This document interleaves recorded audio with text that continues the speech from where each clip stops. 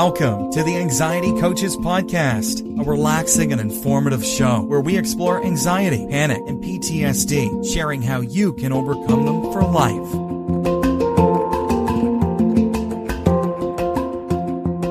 Aloha! Welcome back to the Anxiety Coaches Podcast. I'm your host and coach, Gina Ryan, and I am so happy to be with you again today as together we can consider the many ways to bring your mind and body back to its natural peace and calm. In today's episode, I'm talking about anxiety, feel it to heal it. And what I did is I read a great post by Dr. David Hanscom, and I will have a link to the entire post in the show notes. But I want to say up front here that if you struggle with chronic pain, I highly suggest Dr. Hanscom's website for more guidance. He's an awesome person. He's an awesome doctor who has had his own struggles, and now he is helping others. A medical doctor that has worked with people with pain, and man, he's really done a lot of great things. And I hope that you'll visit his site, especially if you have chronic pain. The name of his website is Back in Control, and a lot of it was about back pain, but lots of other great stuff on there too. I pulled out some things from the article because we forget sometimes that we have to feel what's going on in order to heal it, to clear it, to get through the other side, however you want to phrase it. And that includes our anxiety. We so often just don't want to feel it. So we do all kinds of things to not feel it, but that delays or sabotages our healing. So let's see here what I have from Dr. Hanscom. He says, since emotional pain is processed in a similar manner as physical pain, why would you want to feel it? It is why our first instinct is to repress it. So, of course, no one wants to feel pain. And the emotional pain is similar in manner, as he said, to physical pain. So, of course, we don't want to feel it. It feels painful. So, as humans, it's our instinct to repress it. So it is not natural to want to feel it. It's not natural to want to work, quote, with it. He says, repressed, suppressed emotions fire up the nervous system even more than expressed unpleasant emotions. Now that's interesting, right? Because we don't want to be firing up our nervous system. But the repressed, suppressed emotions fire up our nervous system more than the ones that we expressed. And that includes all the unpleasant emotions. So that's really important for us to know, because the more we have repressed these things, the more we've got stored down in there. He says people spend much of their lives on avoiding pain. And why wouldn't we? Since we cannot escape our consciousness, we have an additional relentless source of pain that other mammals don't have. So what I want to say here is this is important because we can see it with animals. Like they will have an anxious attack, meaning they will be in a trauma. Maybe a bunny rabbit is being chased by a predator and it's having all the anxious feelings. The heart is racing. It's running for its life. Its amygdala is in full force. And then it finds its hole. It gets down its hole. It's safe. Now the bunny will spend about 90 seconds there in its safe little rabbit hole. And then it will just be fine. Its eyes are no longer focused the way they were for safety. Its heart rate has gone back down, and it can just go on to feeding or going on whatever it was planning to do. But we don't do that because we cannot escape our consciousness. We are thinking. We are aware. We are thinking, what if it happens again? The bunny is not thinking that. The bunny is just reacting in the moment. We don't do that, okay? This is big. We're the only mammals that are doing this, that are thinking about it in the future. And this is why we become anxious, because we don't just deal with the present moment. We are worried about the next time it's going to happen. So understanding this can help you unwind it and come out the other side of it.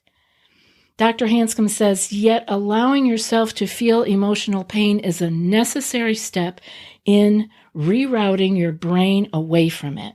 So there it is. You got to feel the emotional pain when it comes up, when it bubbles up out of that unconscious.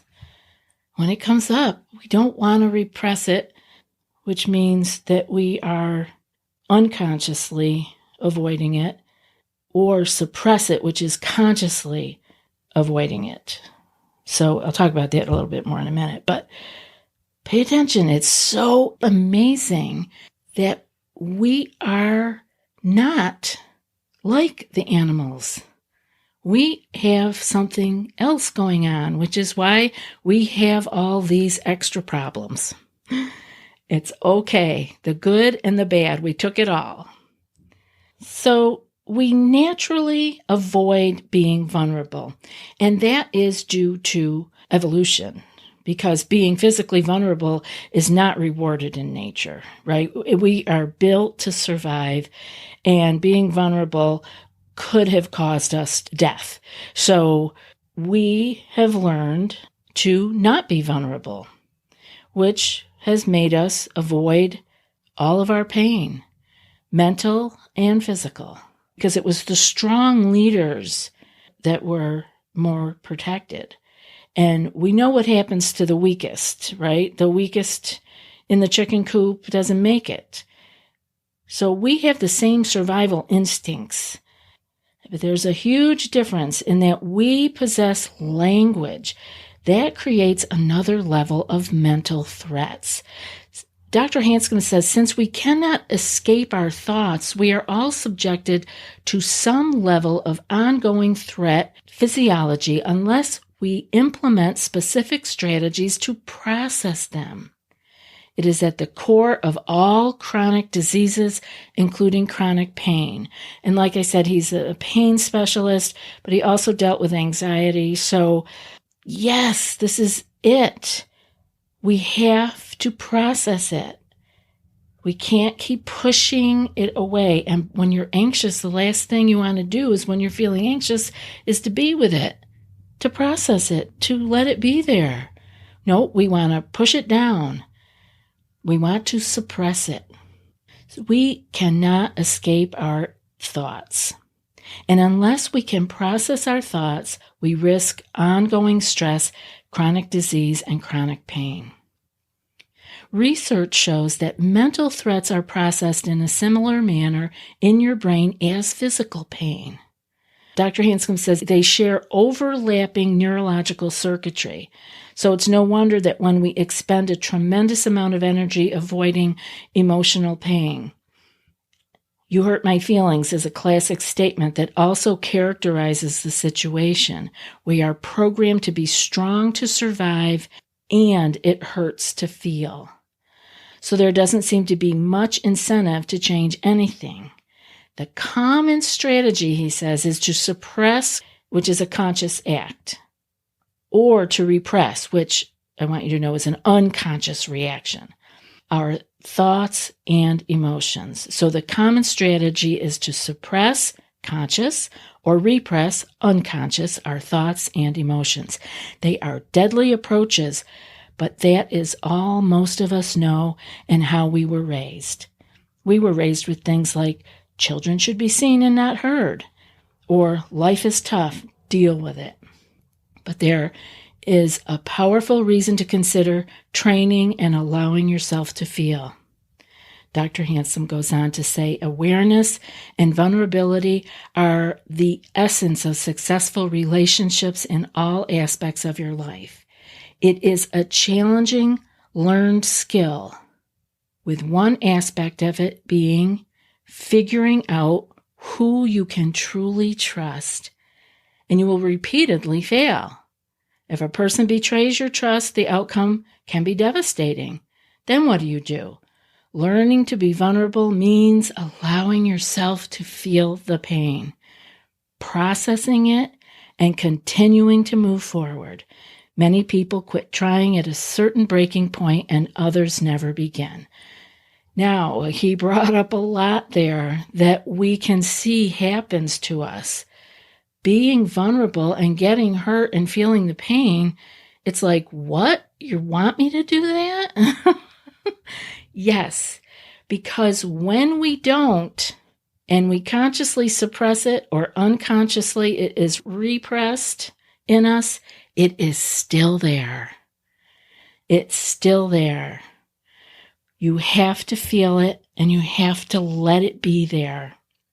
So Dr. Hanscom goes on here to say, not only does the unconscious repression or the conscious suppression of emotion keep your fight or flight response fired up, but it also causes brain damage. The hippocampus is an important structure in your brain that is the center of memory retrieval. It has been shown that suppression of unpleasant memories induces amnesia of other events surrounding the unpleasant one. It also affects new learning and processing of new information.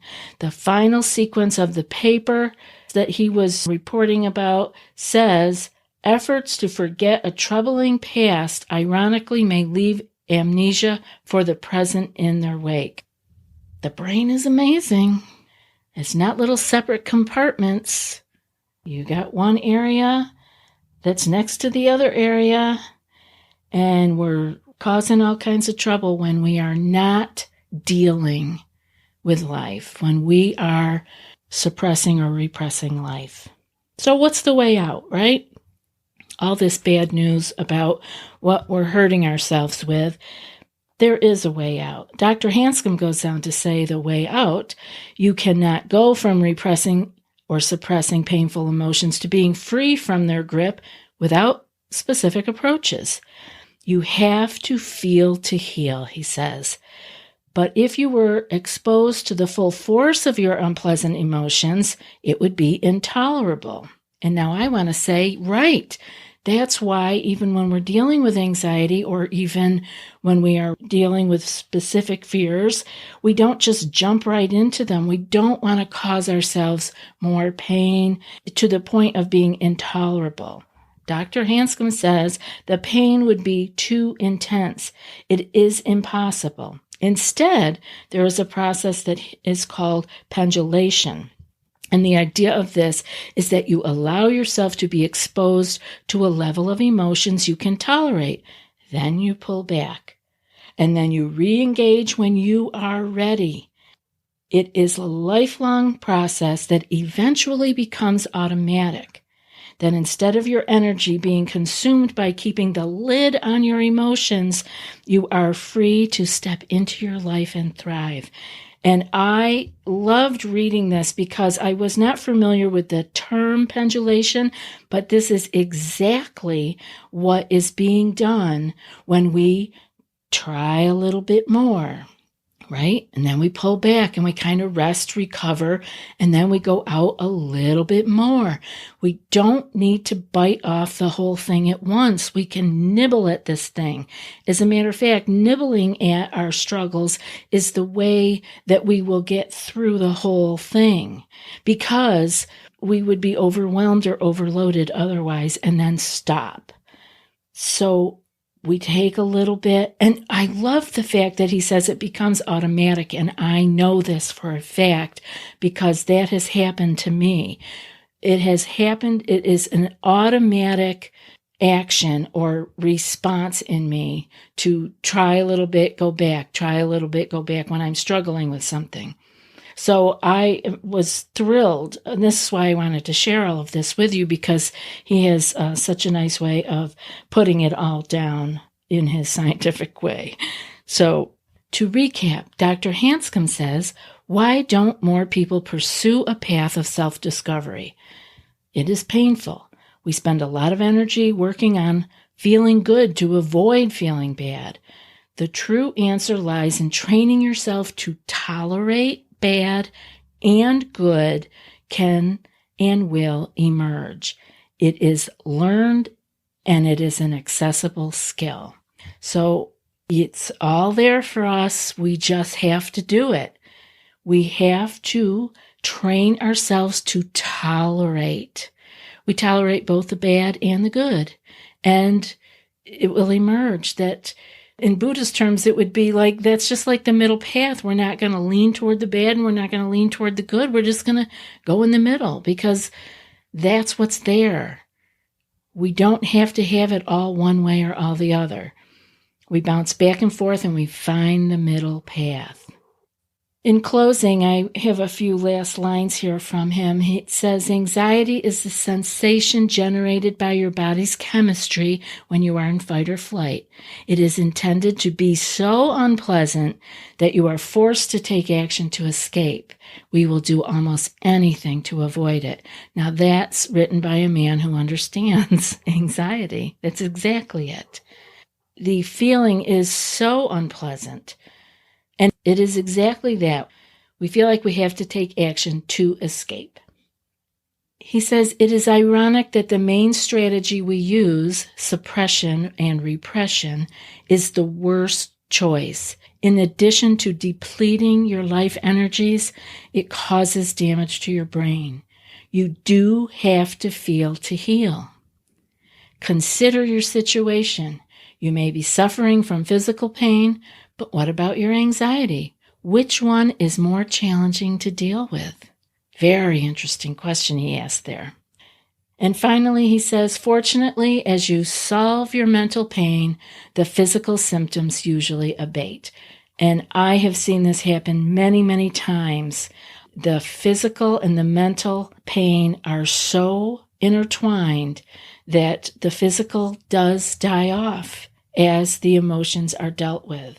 So I hope that you will visit Dr. Hanscom's site. He's not a sponsor of the show or anything like that. I just respect his work and loved this article that he put together, especially if you have chronic pain, because that is what he deals with.